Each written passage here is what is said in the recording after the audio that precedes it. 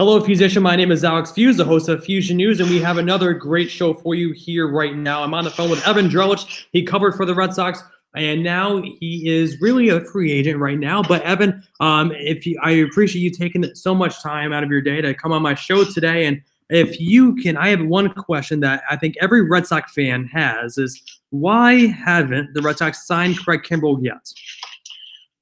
It's pretty clear to me that they were told they have a budgetary limit. At some point, they've got to stop spending. And I think they made a choice at the beginning of the offseason that Eovaldi was more important than a reliever, which I would agree with that. If you only have a choice of one because of your budget, get the starting pitcher because that's rarer and Eovaldi's a freak. But at the same time, it's very easy to sit there and go like, wow, you got such a good team. Just get that final piece, spend that one, extra amount of money and put yourself over the edge. But the gamble they're taking, and it is a gamble, is that, Barnes works out, Brazier works out, maybe Thornburg works out, whatever the assortment of guys they have in-house is can work out. And then if they need something at the deadline or before it, they can trade a prospect because they'd rather give up a prospect at this point later in the year than pay money up front now. From a baseball perspective, that's not great because they don't have a great farm system at the moment. Like, why would you want to detract further from the farm system? But it also doesn't usually cost too much to get a reliever mid-year anyway. Let's just say, Evan, if the Red Sox lived in a perfect world and let's say they had 5 Chris Sales in that rotation, would the Red Sox ever consider using Eovaldi not as a starter pitcher, but in their bullpen? Because if you look back at the playoffs, one of the key pieces as to why the Red Sox won the World Series is because they utilized almost every single one of their starting pitchers as their bullpen arms. So if the Red Sox, let's say they had 4 or 5 caliber starter pitchers like a Chris Sale, would they ever consider using Eovaldi out of their bullpen? I think in a playoff setting like we saw last year, anything goes. In the regular season, though, people say the same thing about Sale. Well, he's not durable enough, so let's stick him in the rotation, stick him in the closer's role, and that'll be the way to do it. Yeah, but in a regular season, in most any setting, a starting pitcher is more valuable than a reliever. It's just the way the game works. More innings equal more value. More innings of Chris Sale is better than fewer. So, yeah, I guess you could do it, but it's hard to imagine a scenario where like you really would not be better off with Eovaldi or Sale or any very good starting pitcher in your rotation. It doesn't. It's one of those. It kind of sounds nice sometimes for people, but it just the math at the end of the day doesn't add up. 180 innings is better than 60 or 70 or 80 or 100. How much of the suspension of Stephen Wright hurt the Red Sox? Well, look, I enjoy watching Stephen Wright pitch because I think his knuckleball, even amongst knuckleballers, and there's so few of them these days, is a particularly special knuckleball. It darts. It's a more violent movement than most knuckleballers. So from an entertainment perspective, I think it's unfortunate, but from a how the Red Sox build their team perspective, Dombrowski, Cora, I think a little bit to a lesser extent, they've been going out there and saying, we've got 18 internal guys. Whenever you don't go out and make an external move, management, whatever the team, is always going to say, we like this internal guy, that internal guy. The idea that they were saving, not saving, but the idea that Stephen Wright was going to kind of be the difference maker in the bullpen, I mean, maybe, but it doesn't, if Colton Brewer gets hurt, or none of these guys are kind of known quantities in a bullpen. I mean, Wright's still coming back from that knee injury, the same thing as dealing with Pedroia, or at least similar. So if they were hanging their hat on Stephen Wright, they were making a mistake. You bring up the name Dustin Pedroia, and it's been out there that he's going to start the season on the injured list. How much longer do you think the Red Sox are going to hang on to a Nunez or a Pedroia, or do you feel like at any point of the season, do you think they're going to go out there and test the market to see if they can maybe get a more, reliable second baseman? Back in my head, and I've said this a few times when asked, people look at what are the actual question marks for the 2019 Red Sox besides do guys repeat and kind of general health questions. This fits into do guys repeat. Who's Brock Holt? He was one of the more important and impressive parts of 2018 because, this time a year ago, there was talk at least that, or at least speculation in the media that, hey, what if they just cut him or demoted him or, what's to say he's still kind of a part of their plans. And then for him to come back from the concussion stuff the way he did and the anxiety and everything that he's been through, really impressive. So is Brock Holt your everyday second baseman? Is he your everyday platoon guy? Is Eduardo Nunez able to play second base with, a hint of range? Because Nunez looked immobile. So how does that Nunez-Holt thing break down? You talk about kind of underserved storylines with the Red Sox. That is one, because we don't really know. There's a lot of question marks there. So, if you're forecasting a position right now where the Red Sox might have to upgrade at the deadline besides reliever, I'd put second base pretty high up there. But, again, Holt could be the guy. You just don't know exactly, you want to see Holt do it one more time. Mm-hmm. Now, Evan, we'll switch gears now and talk about the sports journalism career. And you've been doing this since 2007, right? It's a pretty good investigation on your part there. That was the first year I did I was a Scout.com unpaid intern covering AA Binghamton Mets, doing features, and so yes, correct. So you've been in this career for basically 12 years now, or you have. What would be the best advice you wish you could give yourself 12 years ago right now?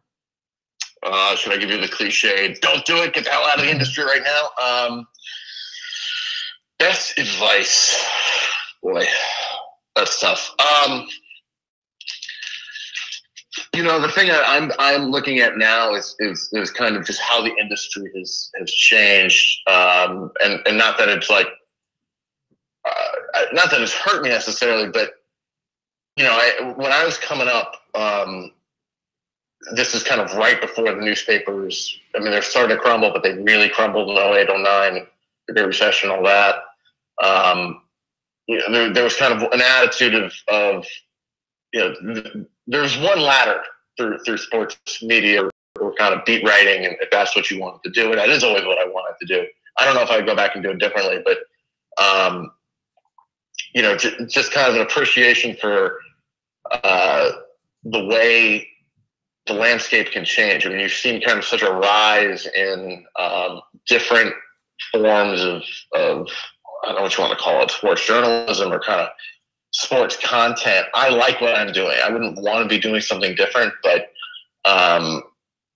you don't always see the shift coming where people don't necessarily want beat writing anymore, or kind of on the ground coverage and stuff like that. So people are still doing it, but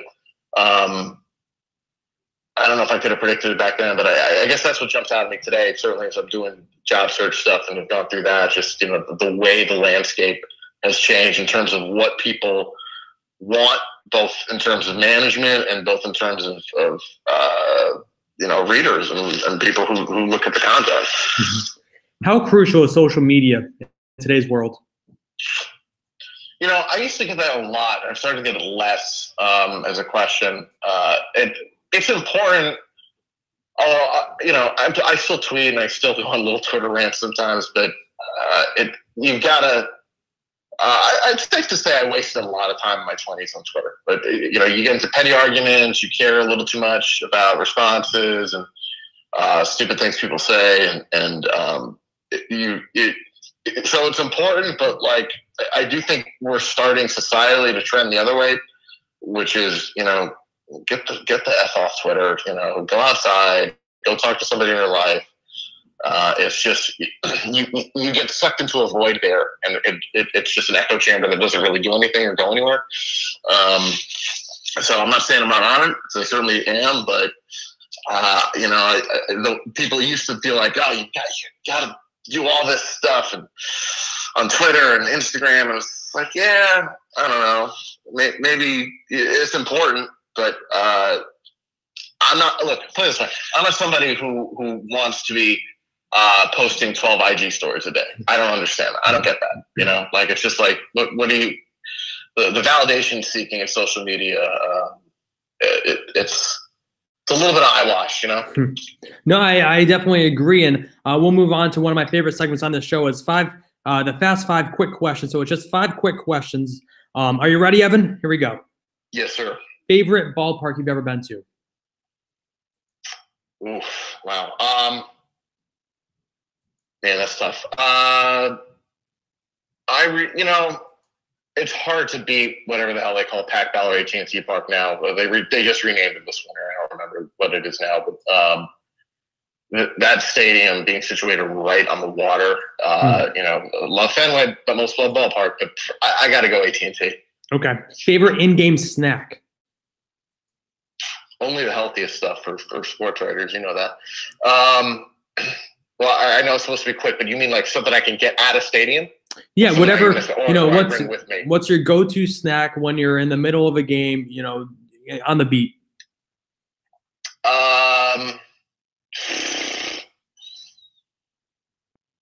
Peanut butter sandwich. Okay. One person you've ever wanted to interview or write a story about? Sandy Koufax comes to mind. If you got hired by a college and you were instructed to be a professor for one day, what class would you teach?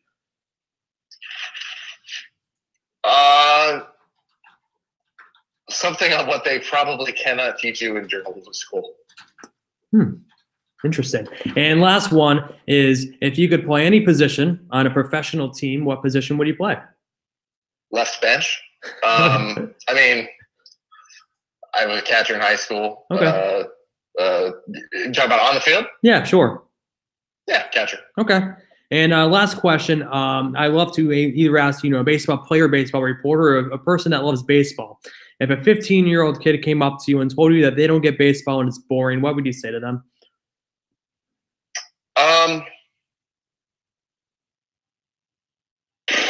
I would say that if you slow down and put your phone down and just sit and watch for a little bit and don't feel the pressure. Like I do think some of that is symptomatic of everything that's going on outside. Baseball is an escape for me from homework, from real life, from everything growing up. Like you just sit at a baseball game and you just watch and you think, and it's just a kind of a meditative quality that everybody's losing. Mm-hmm. So I would say, sit down, sit still, put your goddamn phone away, and watch the game. Well, Evan, I want to say thank you so much for taking the time to come on my show today. And where can the Fuse Nation follow you on Twitter? I know that we're talking about that social media stuff that we talked about, but where can the Fuse Nation follow along with you on Twitter and follow along with you in general? Yeah, get the hell off Twitter, but follow me at Evan Drellich. Just my name, last name is Drellich. Perfect. Thanks so much, Evan. I greatly appreciate it. You got it, Alex. All right, Fuse Nation, just heard from the one and only Evan Drellich, and we talked about the Red Sox and just his career in sports broadcasting, journalism, and it was a great time. And we have a great week of shows planned out for you. I will be on tomorrow with Joe DeMeo, who is really big into, of course, the coverage, but also covers the Mets from the minor league perspective to the major league perspective, as well as MLB draft coverage. And then on Thursday, we have Benjamin Albright, who is a big NFL reporter, and he really is big into the quarterbacks and the drafts as well. And then we have Pat's Cat, who's great reporting for the Patriots as well, and big into, of course, the NFL free agency as well. So big week of shows coming up for you right here on Fusion News. Once again, Fuse Nation, thanks for watching, and I will be seeing you very soon. Thanks for watching.